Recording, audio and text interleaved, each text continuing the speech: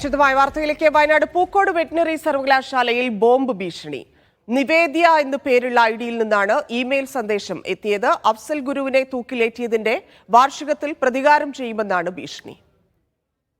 T Anees Ali ചേരുന്നു. അനീസ്, എന്താണ് ഭീഷണിയിൽ? പരാതിയുണ്ടോ? മറ്റ് വിവരങ്ങൾ?